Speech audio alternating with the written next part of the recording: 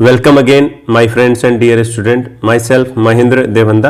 आज हम बात करने वाले हैं प्लेटलेट्स के बारे में, जिनको हम थ्रोम्बोसाइट भी कहते हैं। हमने ये जाना कि ब्लड जो है उसमें पाया जाता है, एक भाग होता है प्लाज्मा का और दूसरा इसमें भाग होता है फॉर्म्ड एलिमेंट का।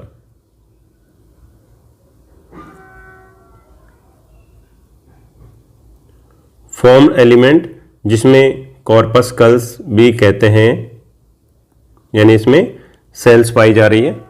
इसमें जो फॉर्म एलिमेंट में जो पाए जाते हैं उसमें है RBC red blood cells, WBC white blood cells and जो थर्ड जो भाग है वो है हमारी प्लेटलेट्स, जिसको हम इस वीडियो में बात करने वाले हैं। प्लेटलेट्स ट्रू सेल नहीं है, ये सेल के फ्रेगमेंट्स होते हैं। ब्लड की जो सेल्स हैं या फॉर्म्ड एलिमेंट हैं, इनका निर्माण बोन मेरो में होता है। जो बोन मेरो हमारी लॉन्ग बोन्स के अंदर स्थित होती है, इन बोन्स मेरो के द्वारा ही प्लेटलेट्स का ओरिजिन हो रहा है। समझते हैं प्लेटलेट्स के बारे में। प्लेटलेट्स जिनको हम थ्रोम्बोसाइट्स भी कहते हैं, ईच इज डिस्क शेप। इनका जो आकार होता है, हमें जो दिखाई देती है वो डिस्क के समान दिखाई देती है, या कभी कभी ये इर्रेगुलर शेप की दिखाई देती है। अगर इनका डायामीटर देखें तो 2 से 4 माइक्रोमीटर का इनका डायामीटर होता है, यानी इनका व्यास होता है। इनका जीवन काल 5 से 9 दिन का होता है। लगभग इतने ही समय ये ब्लड में जीवित रहती है, उसके बाद में डेथ हो जाती है। स्प्लीन और लीवर के द्वारा इनको डिग्रेड कर दिया जाता है। Cell fragments contain many vesicle but no nucleus. ये वास्तव में जो प्लेटलेट्स हैं, ये पर्टिकुलर कोई सेल नहीं है, सेल के टुकड़े हैं और इन सेल के टुकड़ों के अंदर बहुत सारी वेसिकल्स पाई जाती है। न्यूक्लियस का अभाव होता है। जो वेसिकल्स होती है उनमें कुछ ग्रेन्यूल्स भरे हुए रहते हैं, कुछ पदार्थ भरे हुए पाए जाते हैं। Formation of platelets in red bone marrow and then enter into the blood circulation. इनका निर्माण बोन मेरो में होता है, रेड बोन मेरो में होता है, और जैसे ही इनका निर्माण होता है ये ब्लड के सर्कुलेशन में आ जाती है।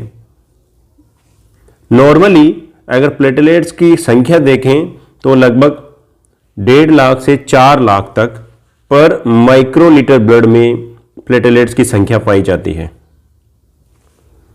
Dead platelets are remove by macrophage. Macrophage एक प्रकार की सेल्स होती है।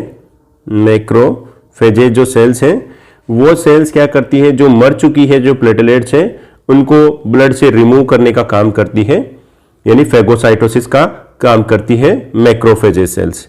और ये जो मैक्रोफेजेज सेल्स है वो स्प्लीन की और लीवर की जो मैक्रोफेजेज जो सेल्स हैं वो ये काम करती है।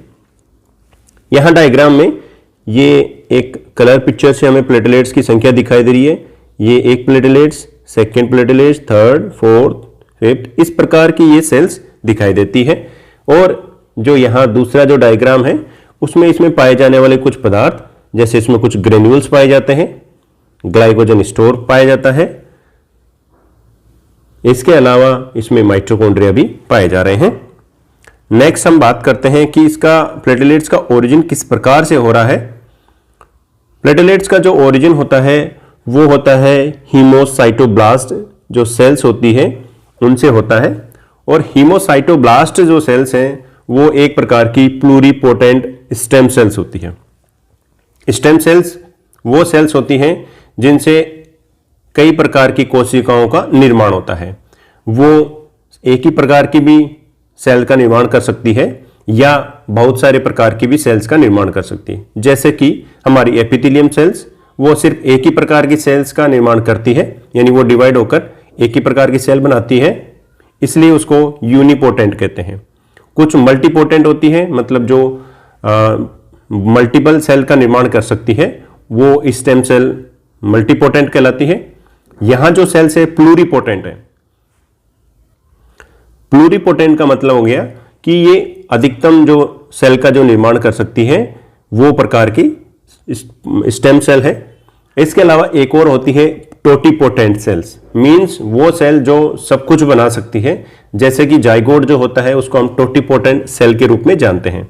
यहां जो प्लूरीपोटेंट जो सेल स्टेम सेल है वो ब्लड की जितनी भी सेल्स का निर्माण कर रही है, इसलिए इनका नाम दिया गया है प्लूरीपोटेंट, क्योंकि ये आरबीसी, डब्ल्यूबीसी, प्लेटलेट्स और डब्ल्यूबीसी के जो न्यूट्रोफिल्स हैं, मोनोसाइट्स हैं, लिम्फोसाइट्स हैं, इन सभी का निर्माण इन्हीं सेल्स के द्वारा होता है।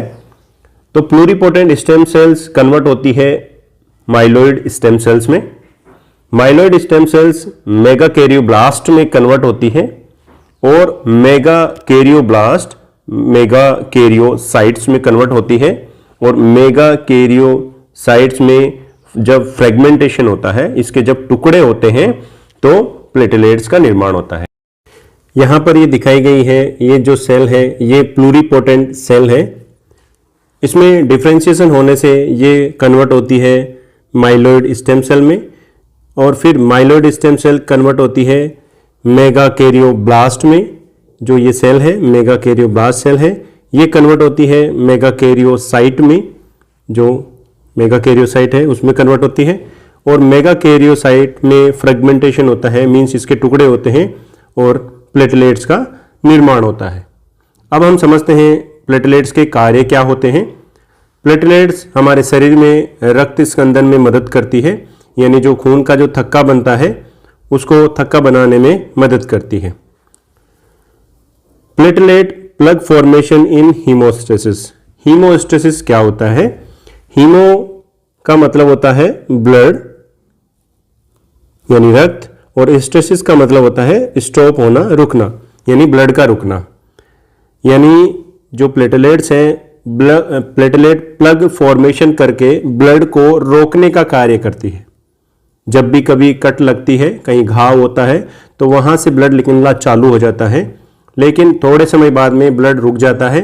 तो ये जो प्रक्रिया होती है उसमें प्लेटलेट्स प्लग फॉर्मेशन बनाने का कार्य करते हैं। इसके अलावा ये कुछ केमिकल रिलीज करते हैं, release of chemicals that promote vascular spasm and clotting, blood clotting. Vascular spasm यानी जो नली थी जिसमें कट लगा है, जैसे मान लीजिए कि ये नली है, यहां पे इसमें कट लगा है, तो यहां इसके पास में जो मसल्स पाई जा रही है, जो एंडोथेलियल जो सेल है उसके पास में जो मसल्स पाई जा रही है, स्मूथ मसल्स, उनमें कॉन्ट्रैक्शन करवाते हैं। मींस प्लेटलेट्स के द्वारा वैसो कॉन्स्ट्रिक्टर पदार्थ सीक्रेट किए जाते हैं, जिसमें पहला पदार्थ है सीरोटोनिन,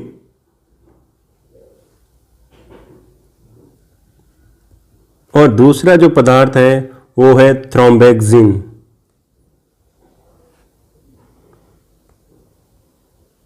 थ्रोम्बेक्सिन A2 कहते हैं इसको। ये दोनों जो पदार्थ हैं ये वैसो कॉन्स्ट्रिक्शन का काम करते हैं,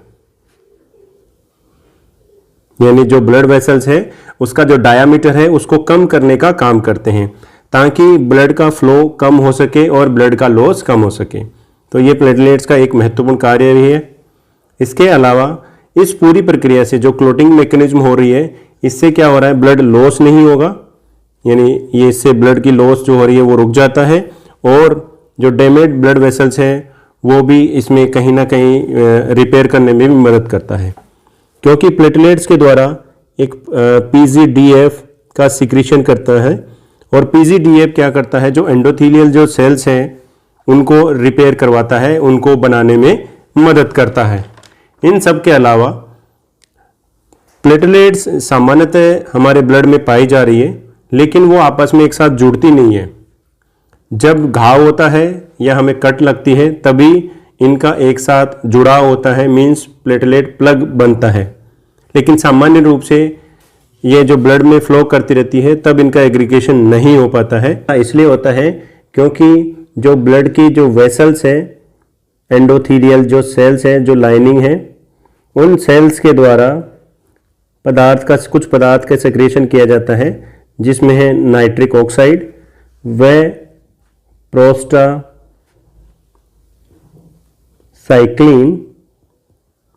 और ये दोनों जो प्लेटलेट्स होती हैं उनको पास पास यानी उनको एग्रीगेट नहीं होने देते हैं, ये कंटिन्यूस सीक्रेट होते रहते हैं।